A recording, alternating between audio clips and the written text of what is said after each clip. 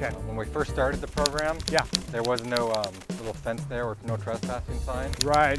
So we've had that put up and it's helped tremendously, Yeah.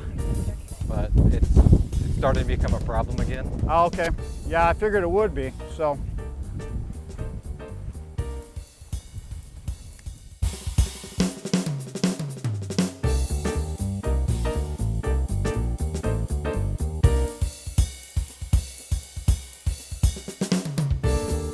Hi, welcome to Walking with the Mayor. I'm Greg Wheeler, Mayor of the City of Bremerton, and today we'll actually be on bicycles with our and talking about the Bremerton Police Department's bicycle program. We're down at the Police Department headquarters here. I'm with Chief Burchett, Officers Brandon and Derek, and we're going to talk about a police strategy for law enforcement. It's a proactive one that utilizes bicycles. It's a bike patrol program. And so, Chief, can you give us a little bit of your thoughts on why this is an effective program? Sure, I'd be glad to. First of all, I think it's important to differentiate between the normal patrol enforcement, which is in a patrol car, and those officers are tied in the 911 system, and so they're going from call to call to call. And it's an important resource for our police department, but it doesn't allow us to hit the hot spots. So in last year, we instituted a bike program, and we selected these two officers, Officer Greenhill and Ada, to deploy to certain areas where we were not getting effective enforcement with the patrol cars. And it was extremely successful, and I think it, for a couple of reasons.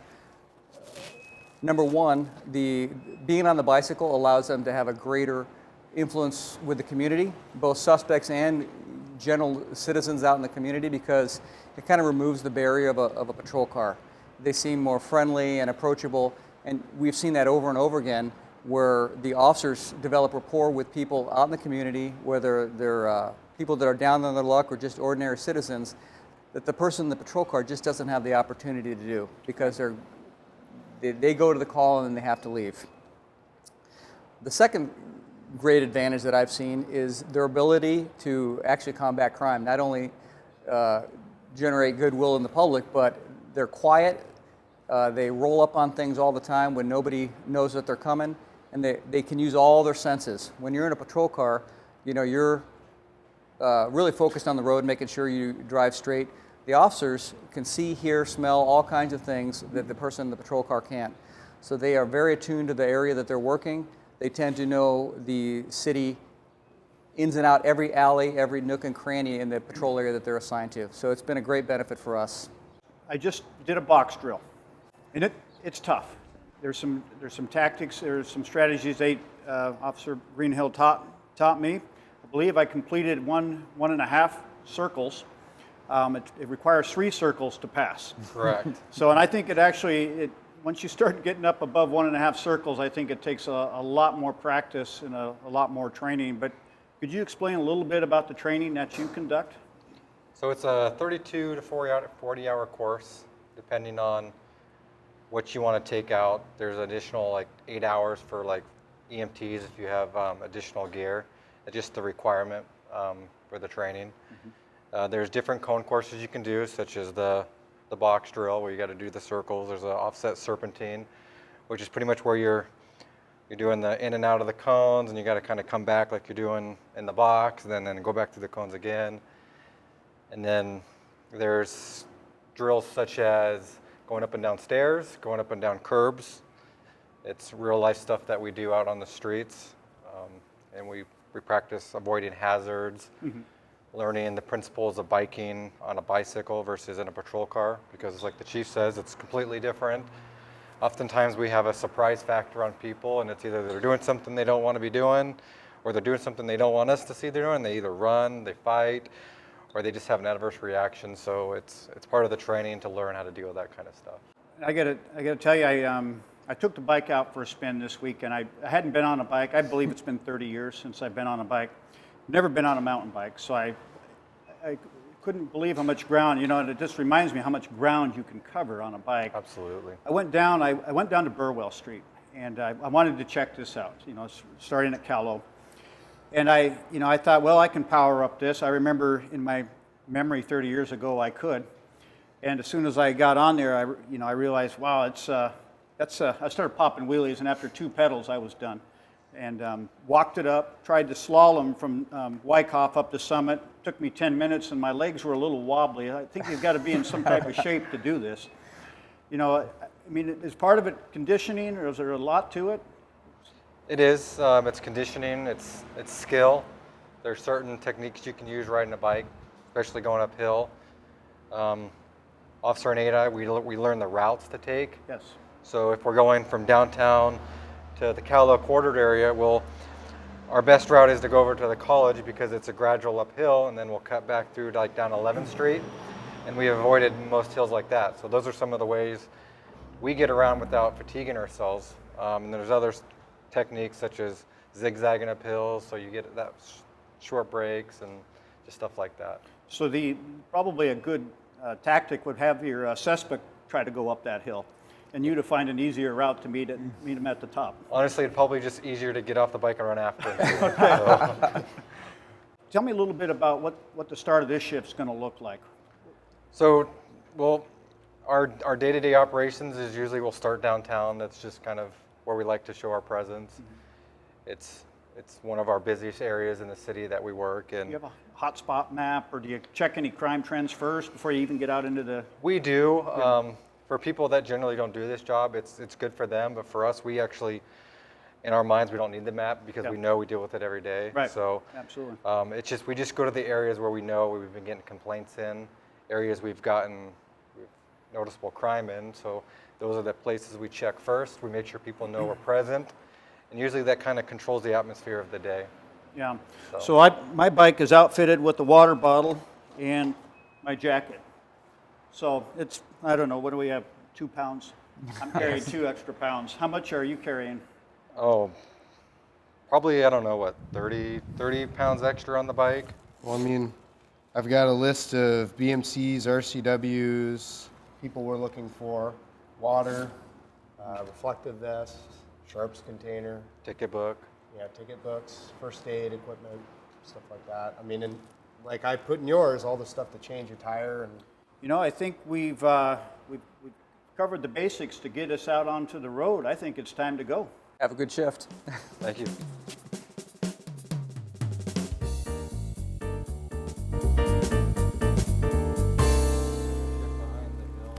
Okay. When we first started the program, Yeah. there was no little fence there or no trespassing sign. Right. So we've had that put up, and it's helped tremendously. Yeah. But it's starting to become a problem again. Oh, okay. Yeah, I figured it would be. So.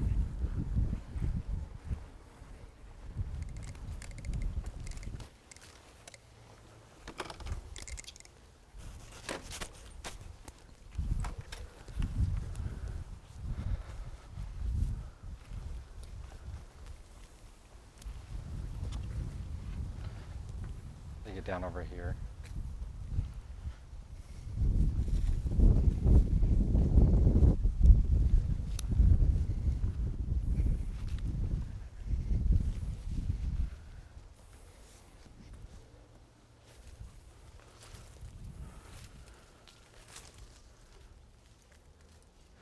So they've been camping down on the beach here in front of this building. We got some complaints about that, but like this, for instance, Yeah. this is old, but alcohol swabs. Got it. Got it. They'll come up here and shoot up. They used to use down there as like a camp. I mean, you can look down and see it. There's a lot of garbage. We usually get with the parks, and they do a great job of getting it cleaned out, but Right. honestly, it's not stuff that they should have to clean out because most of it's hazardous. Like you get a lot of syringes down there. We'll get a lot of, human feces, stuff like that. So Yeah. Well, the idea is to kind of increase the focus on this illegal behavior. Yeah, And that's, yeah. That's what you guys do so well. We're going to keep that up. yeah, and that's one of the things, like you talk about things that are good for bikes, is just catching that kind of stuff, because obviously on a patrol car, Oh yeah. you get a park, walk out here, it's pretty obvious when a patrol car pulls up too. Right. So, Right. Oh yeah. Yeah. We were about as quiet as you could be. Nobody would know. like ninjas. Yeah. Let's go find Officer Greenhill and see if he spotted anything down there. Yeah. Okay.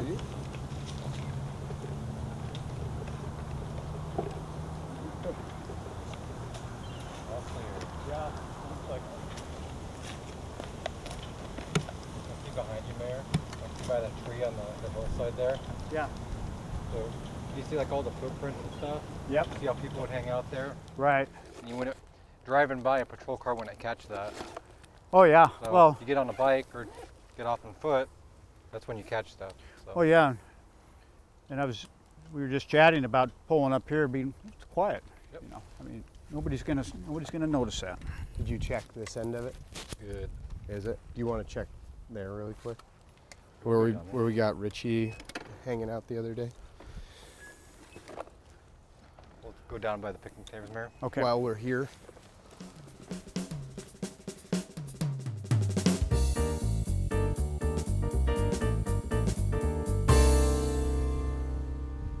So do you come out in the rain? We do. It's the rain and the cold that are the issue. Yeah. So we kind of play it by ear. Yeah. You know. At the same time, we don't want to. If we get sick because we're out in the elements, it does us no good. We really enjoy this job, so it's hard to take days off because we don't want to miss it. After how many years do you think you have to be on the member of the police department before you could apply to be a bicycle patrol officer? I don't think it applies to necessarily years, maybe at least like 1 or 2, but I think if you have the drive to do good police work, then anybody's a good candidate. You have to be proactive and you have to be competent because like I was saying, you're not just going to be riding a bike. You're going to be dealing with prosecutor's office. You're going to be writing search warrants. You're going to deal with things that a lot of cops don't get a lot of exposure to, like Terry stops, for instance, which Right. is like you on view a crime and you have to make the decision, do I have enough to stop and identify this person, or, and continue my investigation, or what crimes am I going to arrest for based on my observations. So, Right. you kind of have to factor that in. It's not as straightforward as it seems. Like they teach you that stuff in the academy, and a lot of people I think struggle with it when they get used to responding to 911 calls because Right. the 911 call tells you everything you know. It's like, hey, this is what happened, this is the witness, and you need to come here and investigate. Now, Right. like with what we do, we watch something, we go, do we have a crime? Who's our victim? Who's the offender? Who's our witnesses? And you got to go from there. So Right. Right. And there's a certain amount of interpersonal skills, and you all have them. I mean, you have to have some way of good skills communicating with the public. Mm-hmm. This one, just driving over here, riding over on our bikes, we must have stopped 4 or 5 times and answered questions, had brief conversations.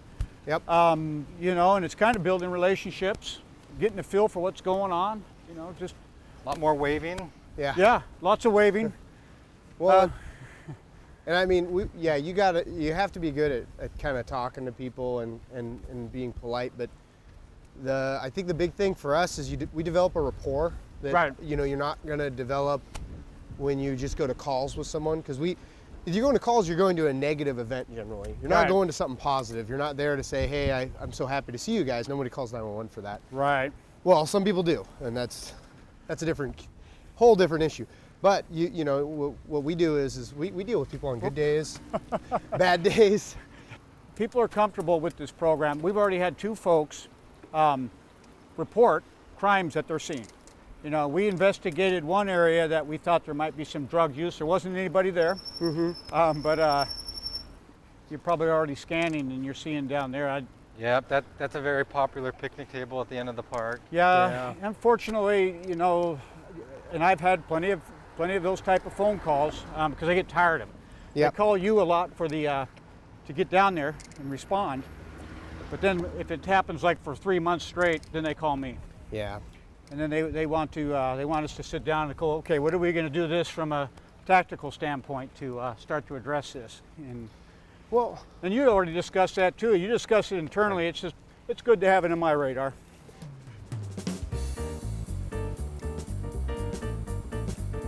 We're down at Evergreen Park, and we're just taking a patrol through, ride around. So, one of the things I've always wondered is where do you get these bikes, and what makes them different from one that you might purchase at a cycle shop? The one you're riding, we decided to order a few of those, but we decided to go away from them as far as me and Officer Ada goes, because now that we're full-time, we need something that's a little bit more rugged. Right. And so we went with a company called Volcanic, and they're actually known probably around the U.S. and probably most known in this area around Seattle. They all use them. They built them for police, and they withstand our everyday use. Well, they're perfect for a park. We've got curbs here, but then we've got a curb. We have roots over here in the park.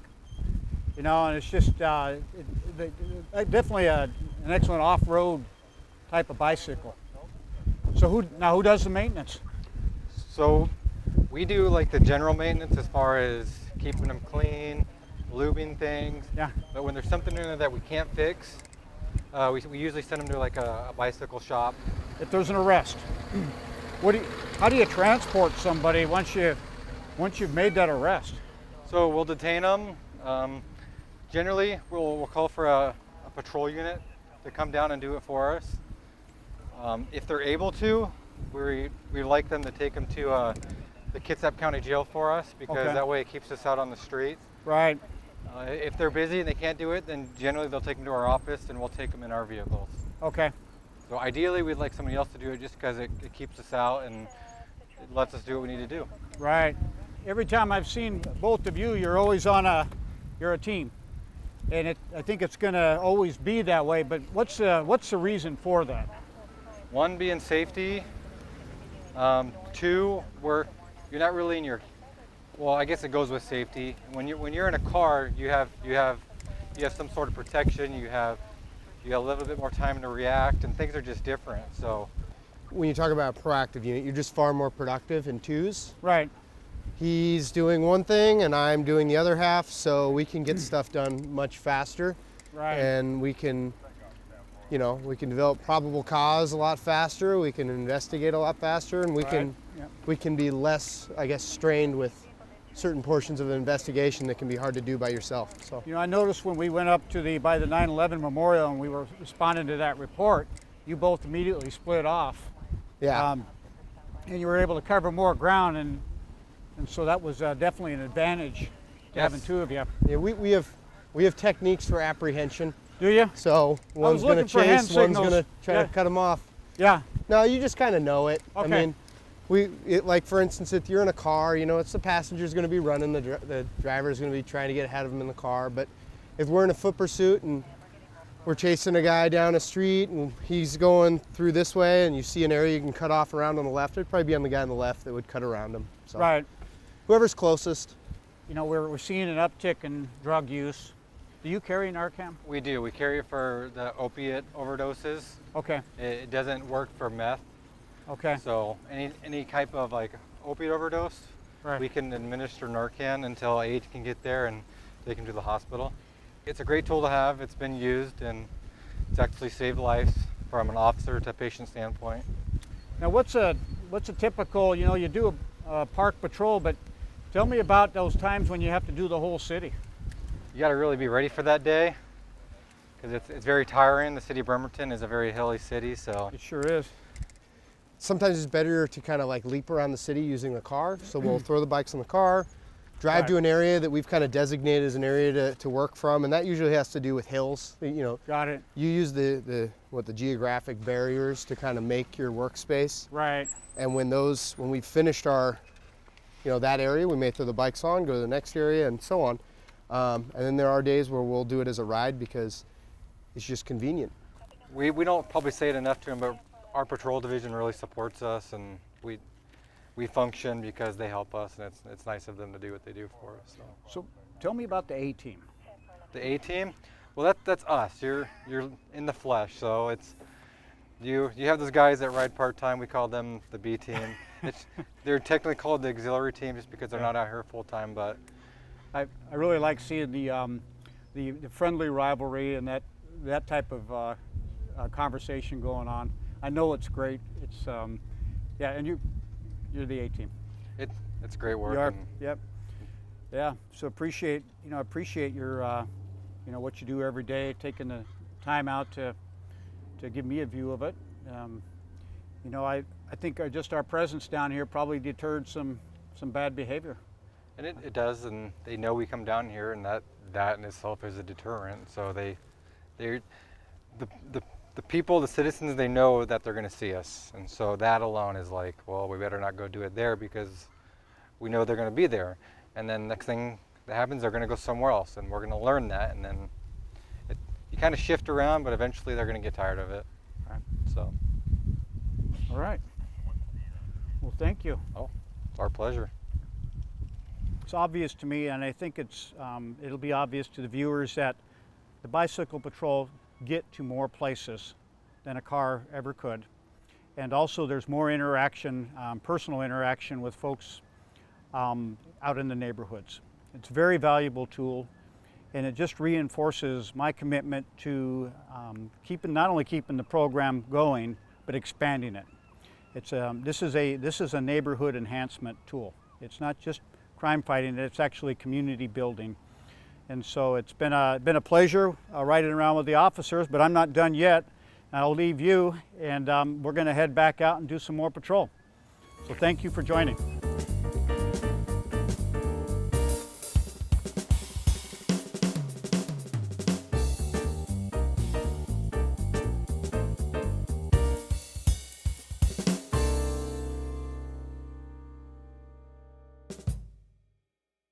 So we hope you enjoyed the ride along today with our Bremerton Police Department.